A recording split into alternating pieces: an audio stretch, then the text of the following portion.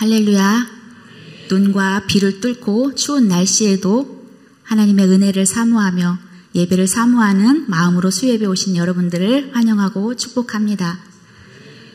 지난 2년 전 담임 목사님께서 저에게 전도사 사역을 하라고 말씀하셨을 때 부족한 제가 하나님의 사역을 잘 감당할 수 있을까라는 여러 가지 걱정과 염려가 있었습니다. 그 중에서도 제일 걱정되는 부분이 이렇게 설교하라고 하면 어떡하나라는 걱정이었는데 이렇게 빨리 설교를 하는 자리에 서게 될 줄은 상상도 못하고 생각도 못했습니다. 졸업과 동시에 이렇게 귀한 설교를 하게 하라고 하셨는데요.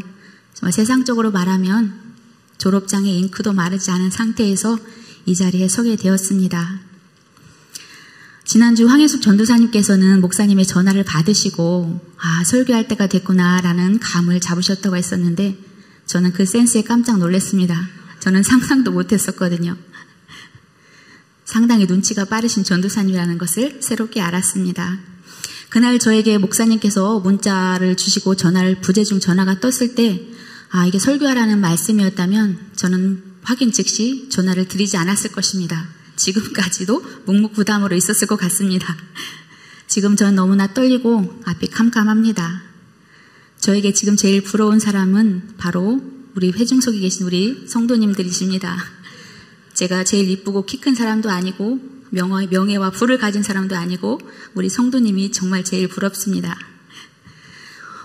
오늘 오전 예배에 우리 황현숙 전도사님께서 얼마나 편안한 마음으로 앉아 계시든지 정말 부러웠어요. 그래서 매도 먼저 맞는 것이 낫다는 그런 속담이 있는 것 같습니다. 지난 2주 동안 하나님의 말씀대로 저는 먹든지 살든지 정말 마시든지 잘 때나 깰 때나 오직 말씀만 생각하고 지냈던 것 같습니다. 그렇다고 저를 오해하시면 안 됩니다. 거룩하게 살았다는 말이 아니라 정말 말씀과 하나님의 정말 이렇게 설교를 어떻게 해야 되나 근심과 걱정 속에 지냈다는 것입니다. 그러면서 나의 고난은 무엇이 있었나 이렇게 생각해 보게 되었었는데요.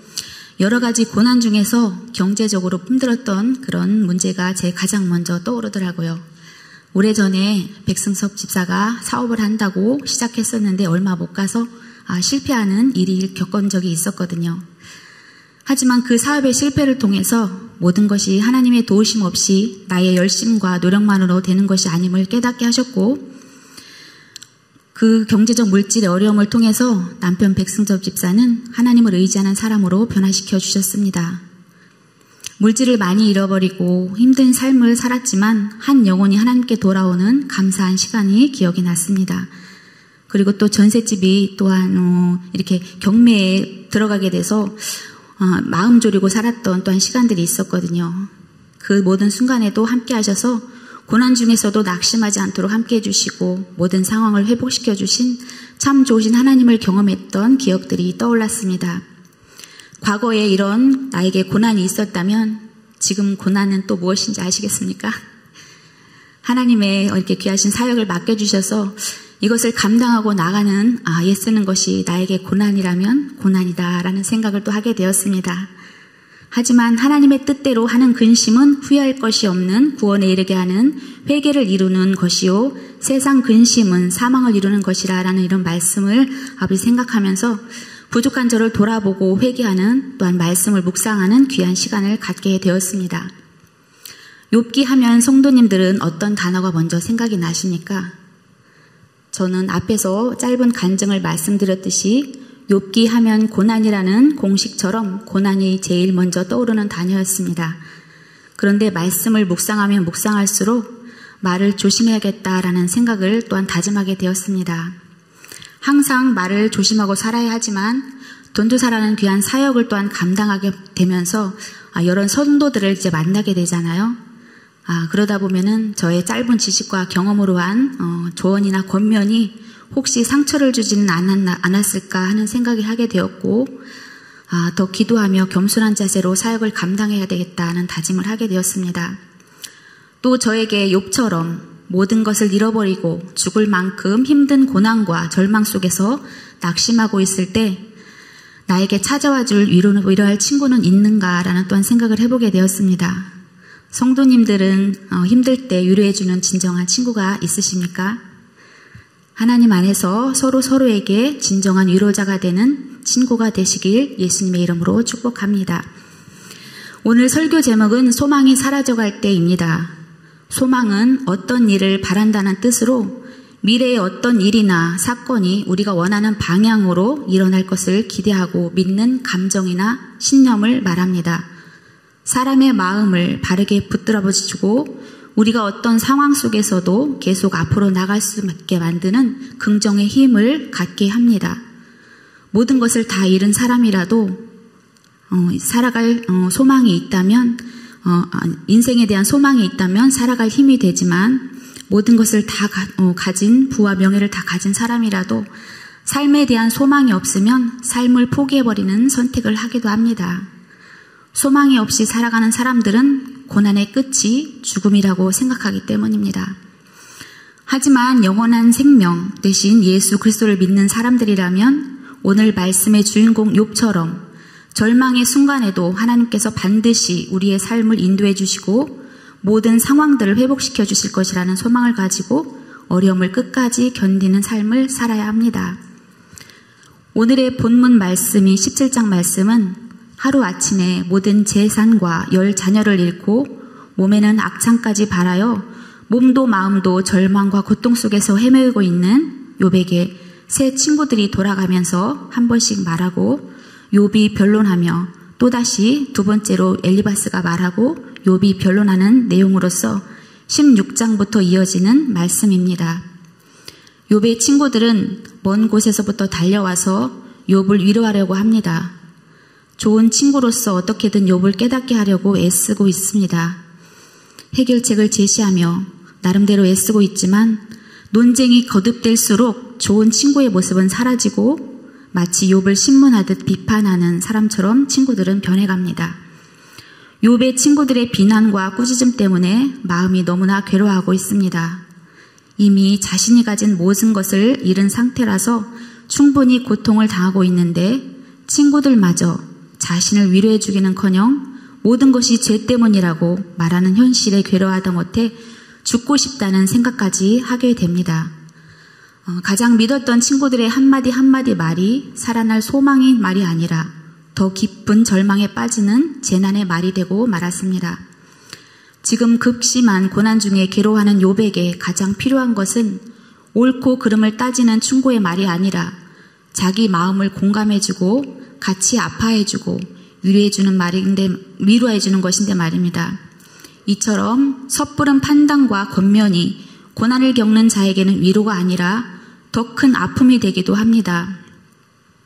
내가 사람의 방언과 천사의 말을 할지라도 사랑이 없으면 소리나는 구리와 울리는 꽹과리가 되고라는 고린도전서 13장 1절 말씀처럼 상대방의 아픔을 헤아리지 못하고 사랑과 위로의 마음 없이 하는 말은 아무리 좋은 말이라도 위로가 아니라 사람을 더 아프게 하는 절망의 소리에 불과하다는 것입니다. 우리의 말 한마디가 사람을 살리기도 하고 죽이기도 할 수 있다는 것을 알고 말로 위로하기보다는 고통받는 사람을 안아주며 같이 슬퍼해주며 기도해주는 참 친구가 되어야 할 줄 믿습니다. 지금 현재 욥은 모든 것을 다 잃어버린 상태입니다. 욥은 모든 재산과 자녀나 건강만을 잃어버린 것이 아니라 살아갈 소망까지 잃어버리고 있습니다. 1절을 보시면 나의 기운이 쇠하였으며 나의 날이 다하였고 무덤이 나를 위하여 예비되었구나 라고 욥은 스스로 말하기를 자신의 생명이 꺼져가고 있다고 말하고 있습니다. 그래서 무덤에 들어갈 날만을 기다리고 있다고 말하는 것입니다. 친구들의 근거 없는 비난과 욥의 기도에 응답하지 않는 하나님 때문에 욥은 낙심하며 절망에 빠져 있는 것을 알 수 있습니다. 욥에게는 더 이상 살아갈 소망이 남지 않았기 때문에 무덤, 즉 죽음만이 남아있다고 고백하는 것입니다. 그러면서 동시에 소망을 잃어 완전히 지쳐 쓰러진 욥은 하나님께서 자신을 돌보시겠다는 것을 보증해달라고 또한 요청합니다. 3절 말씀에 청컨대 보증물을 주시고 친히 나의 보주가 되옵소서 주 외에 나로 더불어 손을 칠 자가 누구리이까라며 욥은 자신의 결백함을 하나님께서 보증해 주시기를 바라고 있습니다. 이제 더 이상 의지할 곳이 없는 욥은 하나님을 바라보며 지금 고통을 당하고 있지만 이 고난이 자신의 죄악 때문이라는 사실을 죄악 때문이 아니라는 사실을 하나님께서 보증해 주시고 인정해 주시기를 원하고 있습니다. 자신의 손을 잡아주기를 간구하고 있는 것입니다. 절망 속에 빠져 죽음의 고통을 느끼는 순간에도 욥은 여전히 하나님만을 솔직하게 구하고 있습니다. 자신의 억울함과 힘든 감정을 솔직하게 숨기지 않고 탄식하며 간구하고 있습니다. 모든 재산과 모든 자녀를 잃은 고통으로 죽고 싶은 심정과 친구들로부터 받은 비난과 억울한 마음을 참지 않고 하나님을 향해 쏟아내고 있습니다. 혹시 이 자리에 욥처럼 고통에 있는 성도가 있습니까? 하나님 앞에 모든 어려운 심정을 솔직하게 쏟아내십시오. 원망이 아닌 탄식으로 하나님 앞에 간구하시기 바랍니다. 고통은 참는다고 참아지는 것도 아니고 숨긴다고 숨겨지는 것도 아닙니다. 참된 인내는 무조건 참는 것이 아니라는 것입니다. 하나님 앞에 솔직하게 마음을 쏟아놓고 하나님 안에서 평강을 찾으시기 바랍니다. 우리는 까닭없는 고난을 당할 때 누구에게 말하고 누구를 의지하고 있나요? 아무리 힘들고 어려운 고난에 닥칠지라도 오늘 욥처럼 하나님을 의지하는 것이 복된 삶일 줄 믿습니다. 그러다가 또다시 욥은 감정이 변합니다. 하나님께 보증물을 달라고 간구할 정도로 하나님을 믿었던 욥이지만 이제는 또다시 자신의 절망적인 상황을 보면서 모든 것을 포기하게 됩니다. 11절 말씀, 나의 날이 지나갔고 내 경영, 내 마음에 사모하는 바가 다 끊어졌구나. 욥은 하나님께서 자신의 의로움을 보증해 주실 것이라는 걸 계획과 모든 소원한 바를 가졌었는데 이제는 그마저도 다 끊어졌다고 말합니다. 하나님께 물어도 대답하지 않으시고 자신을 절망 속에서 구원해 주시려는 어떠한 능력도 행하시지 않으시는 것 같아서 모든 소망을 잃어버리고 절망으로 더 깊이 빠져들어가고 있습니다. 하지만 욥은 자신의 힘든 인생 속에서 죽음과 동시에 하나님께 소망을 찾고 있음도 알 수 있습니다. 포기하지 않고 다시 살 수 있는 길을 찾고 있는 것입니다. 모든 상황을 알고 계시는 하나님만이 죽음의 공포 속에서 자신을 구원해 주실 것이라는 소망의 끈을 다시 붙잡고 있는 것입니다. 오늘 우리도 욥과 같은 절망과 죽음의 공포 속에 있을지라도 하나님 안에서 소망을 찾기 원합니다. 그래야 이 험한 세상 속에서 하나님의 자녀로 살아갈 힘을 얻을 수 있기 때문입니다. 그러기 위해서는 우리가 처해 있는 절망이나 환경을 바라보지 말고 소망 없는 사람들에게 의지하지 말고 우리의 눈을 돌려 소망이 하나님만 바라보아야 합니다. 하나님께서 우리의 부르짖음에 응답이 없는 것 같고 무관심한 것 같지만 절대 그렇지 않으신 분이십니다. 우리의 아픔과 고통을 절대 모른 척하는 분이 아니십니다. 히브리서 4장 15절 말씀에 보면 우리에게 있는 대제사장은 우리 연약함을 체휼하지 아니하시는 자가 아니요 모든 일에 우리와 한결같이 시험을 받는 자로 돼 죄가 없으시니라. 아멘. 죄가 없으신 하나님께서 날마다 우리의 짐을 지시는 구원의 하나님으로서 우리가 기쁠 때 함께 기뻐하시며 슬플 때도 함께 슬플 때도 함께 슬퍼하시는 분이십니다. 우리의 아픔과 슬픔을 함께 공유하실 뿐만 아니라 불쌍히 여겨주시는 인격적인 분이십니다. 그러니 낙심하거나 포기하지 마시고 그리스도 예수 안에서 소망을 갖기 원합니다. 그렇다면 우리는 어떻게 해야 소망을 가질 수 있을까요? 앞에서 말씀드렸듯이 우리의 눈을 돌려 우리의 모든 죄 가운데서 구원해 주신 하나님 아버지를 바라보아야 합니다. 자신의 처한 문제만 집중하고 생각하다 보면 아무것도 보지 못하고 듣지 못하여 해결 방법을 찾을 수 없을 때가 너무나 많이 있습니다. 사망에서 생명으로 건져주신 하나님을 바라보며 하나님께서 반드시 나의 모든 상황을 회복시켜 주실 것이라는 역전의 하나님을 신뢰하는 마음을 가져야 합니다. 그리고 삶 속에서 어려운 고난이나 환난을 만났을 때 다음 세 가지를 기억하며 살아가시기 바랍니다. 첫째로 하나님은 우리의 주권자이심을 기억하시기 바랍니다. 하나님은 모든 만물의 창조주이시며 모든 만물의 주인이시며 우리 모든 인생의 생사화복을 주관하시는 분이십니다. 하나님은 이 땅의 모든 성도들을 인도해 주시고 책임지시는 분이시고 우리의 모든 순간을 통치하시고 다스리는 분은 오직 하나님 한 분뿐이십니다. 우리의 모든 주권이 우리를 창조하신 하나님께 있음을 고백하는 믿음의 소유자가 되어야 합니다. 욥이 고난에 빠졌을 때 고백한 1장의 말 고백처럼 주신 이도 여호와시요 취하신 자도 여호와시니 여호와의 이름이 찬송을 받을지이다 라는 믿음의 고백이 어떤 상황 속에서도 선포되어지는 선고가 되어야 합니다.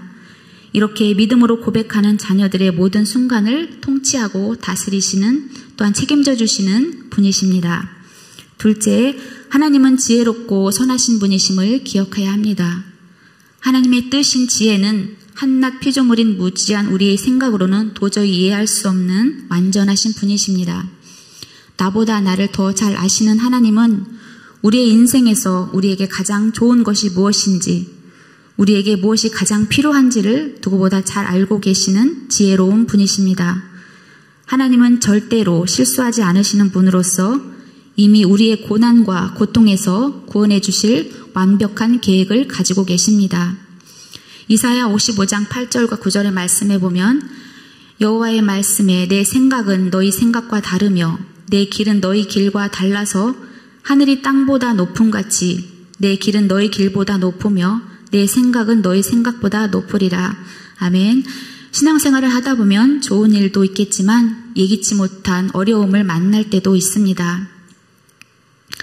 그럴 때마다 하나님이 인도해 주시는 것을 기억하시고 끝까지 인내하시기 바랍니다.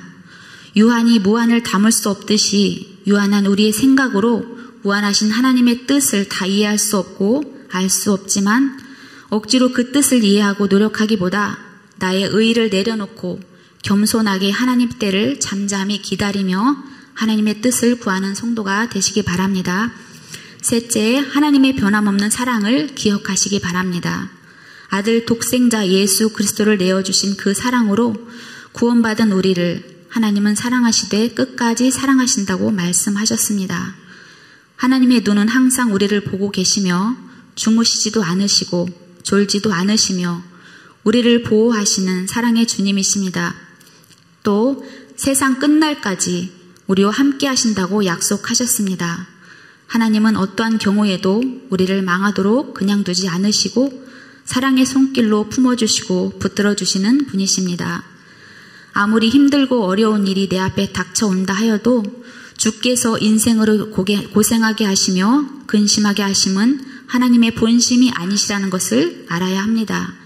그 고난을 통하여 우리가 하나님의 선하시고 기뻐하시고 온전하신 뜻이 무엇인지 깨달아 그 뜻을 행하며 거룩한 하나님의 자녀로 영원히 함께 살기를 원하시는 하나님의 사랑이라는 것을 깨달아야 합니다. 어떠한 경우에도 먼저 포기하지 마시고 낙심하지 않으시기 바랍니다. 우리가 먼저 포기하지 않는 한 하나님께서 우리의 손을 붙드시고 성령께서 우리의 연약함을 도우셔서 우리의 모든 상황을 반드시 회복시켜 주시어 하나님의 사람으로 세워주심을 경험하실 것입니다. 사랑하는 성도 여러분, 우리 인생에 욥과 같이 나의 모든 계획과 마음의 소원이 다 끊어져 소망이 사라져버린 듯한 순간을 경험하고 있다면 낙심하거나 절망하지 말고 내가 곧 길이요 진리요 생명이라 말씀하신 우리의 유일하신 소망이신 예수 그리스도를 바라보시기 바랍니다. 그때가 십자가의 사랑으로 우리를 구원하여 영원한 생명으로 인도해 주시는 하나님을 만날 때입니다. 의롭다 하심을 받은 우리가 환난 중에도 즐거워할 수 있는 것은 환난은 인내를, 인내는 연단을, 연단은 소망을 이루는 줄 알기 때문입니다. 오늘도 하나님 안에서 새 힘을 얻어 우리에게 주어진 길을 믿음으로 걸어가시는 저와 여러분이 되시길 기도드리며 우리의 영혼의 본향인 천국을 소망하며 살아가는 복된 인생이 되시길 예수님의 이름으로 축복합니다. 아멘.